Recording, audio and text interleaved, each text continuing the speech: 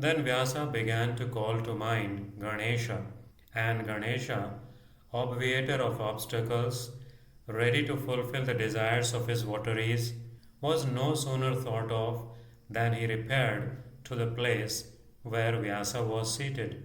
And when he had been saluted and was seated, Vyasa addressed him thus: O guide of Ganas, be thou the writer of Bharata, which I have formed in my imagination, and which I am about to repeat. Ganesha, upon hearing this address, thus answered: I will become the writer of thy work, provided my pen do not for a moment cease writing.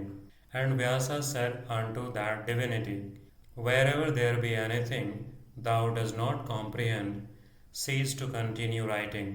Ganesha, having signified his assent by repeating the word Om, proceeded to write, and Vyasa began. And by way of diversion, he knit the knots of composition exceeding close, by doing which he dictated this work according to his engagement.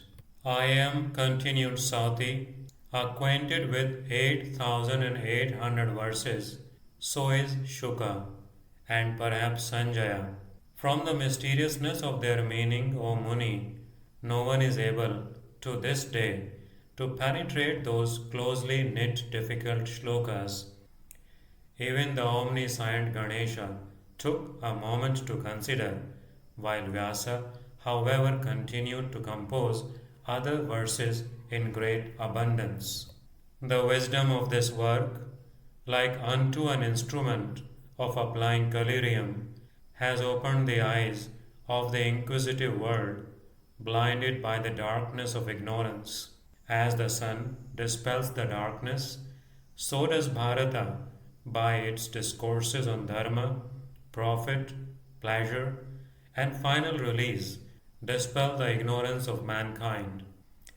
As the full moon, by its mild light, expends the bud of a water lily, so this Purana, by exposing the light of the Shruti, has expanded the human intellect.